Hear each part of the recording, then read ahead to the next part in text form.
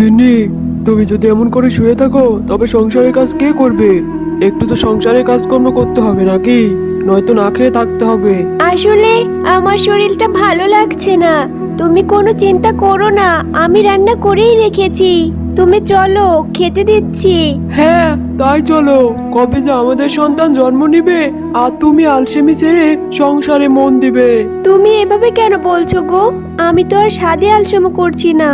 মা হওয়া যে কত কষ্ট তুমি কি করে বুঝবে? এখন কথা না বাড়িয়ে চলো, তোমাকে খেতে দেই। দেখো জালা, ঘরে এক ফোঁটাও জল নেই। আমি এবার বাসনগুলো মাজবো কি করে? আর উনিও তো বাড়িতে নেই।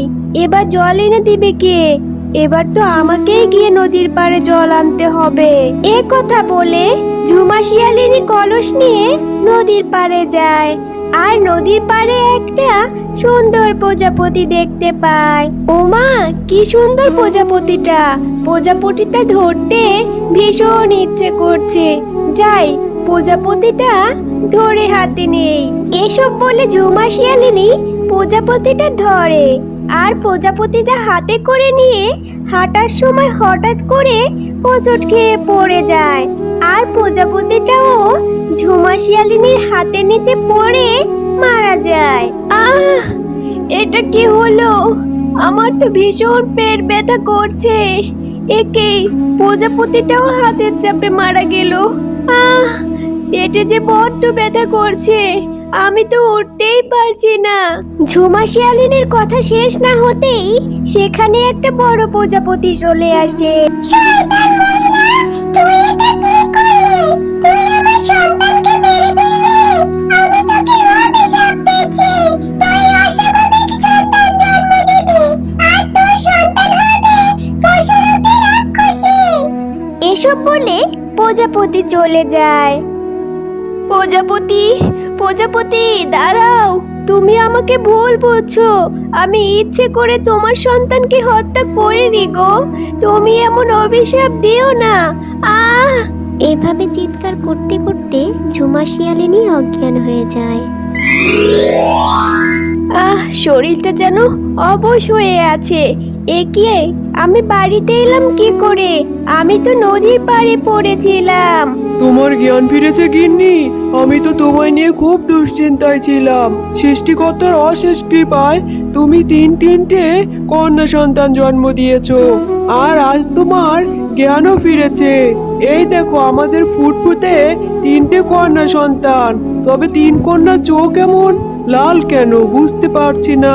হায় আল্লাহ, এটা কি হলো? তবে কি প্রজাপতির অভিশাপ সত্যি হয়ে গেল? আমি একজন শিয়াল হয়েও অস্বাভাবিকভাবে তিনটে সন্তান জন্ম দিলাম। হে আল্লাহ, তুমি সহায় হও। সে কি গিন্নি, আমি গাভীর দুধ ধুয়ে মাত্র বালতিটাতে রাখলাম, অমনি দুধগুলো কোথায় গেল? কোথায় আর যাবে? তোমার তিন মেয়েকে সব দুধ খাইয়েছি, তবুও দেখো তোমার মেয়েরা কিভাবে দুধ খাওয়ার জন্য কান্না করছে। কি সব বলছো তুমি গিন্নি? এতটুকু তিনটে মেয়ে কিভাবে এতগুলো দুধ খেয়ে ফেললো? এরা কি পশু নাকি রাক্ষসী? যত সব। সত্যি তো, আমার এই তিন মেয়ে অভিশপ্ত হয়ে জন্ম নিয়েছে। এবার আমি এই তিন কন্যাকে নিয়ে কি করব? এরা তিন বোন যদি আমার সংসারে থাকে তবে তো আমার সংসার ধ্বংস হয়ে যাবে। এছাড়া এই তিন বোন যদি বড় হয় তবে তো পুরো গ্রামে রাক্ষসীর মতো তাণ্ডব চালাবে। না, তার আগেই এই তিন কন্যাকে দূরে পাঠাতে হবে আমার। আর অনেক চিন্তা ভাবনা করে ঝুমা শিয়ালিনী রাতের অন্ধকারে তার তিন কন্যা আর তিনটে হাঁড়ি নিয়ে নদীর পাড়ে যায় আর তিন হাঁড়িতে তিন কন্যাকে রেখে নদীতে ভাসিয়ে দেয়। প্রজাপতি না জেনে বুঝে আমায় এমন একটা অভিশাপ দিয়ে দিল। আর প্রজাপতির জন্য আজ আমি আমার নারী ছেঁড়া ধনদের নদীতে ভাসিয়ে দিলাম। হে আল্লাহ, তুমি কি চোখের জল দেখতে পারছো না? আমার দেখতে পারছো না?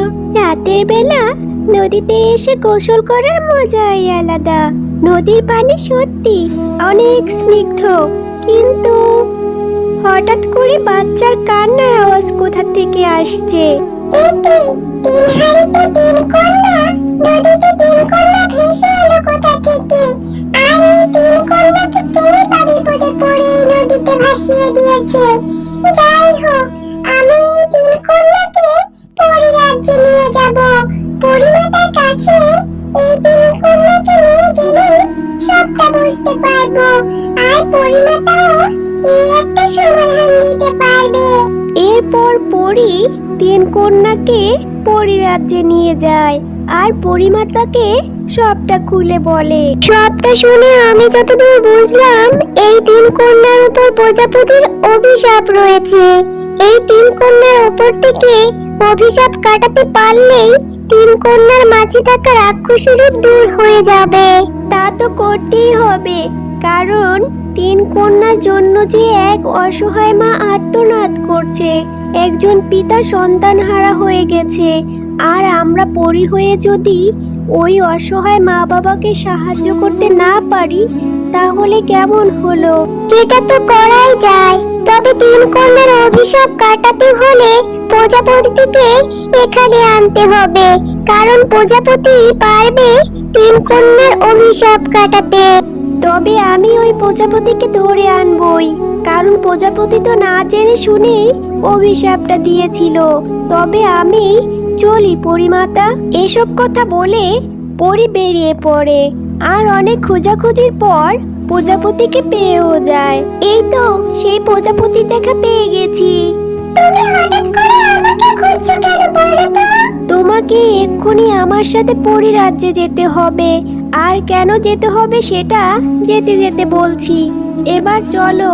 এসব কথা বলে পরি প্রজাপতিকে ধরে নেয় আর পরিরাজ্যের উদ্দেশ্যে রওনা দেয়।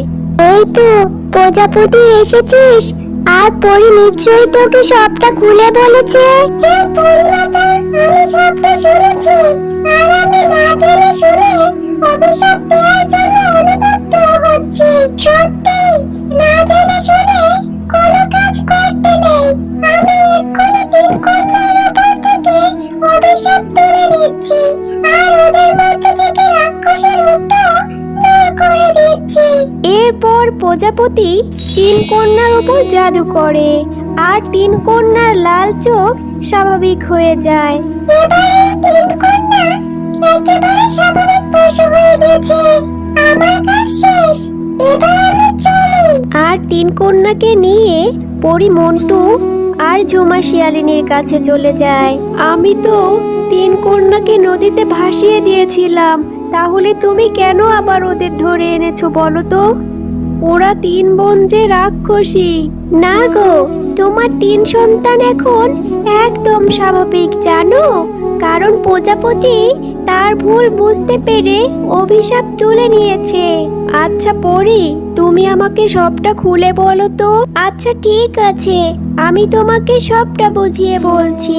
এরপর পরি ঝুমা শিয়ালিনী ও মন্টু শিয়ালকে সবটা খুলে বলে। এবার তুমি সবটা বুঝলে গো পরি, তোমায় অনেক ধন্যবাদ আমার এত বড় উপকার করার জন্য। তোমার জন্য যে সব ভুল বোঝাবুঝি মিটে আমি আমার সন্তানদের ফিরে পেলাম। ধন্যবাদ পরি, অনেক অনেক ধন্যবাদ তোমাকে। সবার কল্যাণ করাই তো পরিদের কাজ, তাই না? এবার তবে আমি চলি।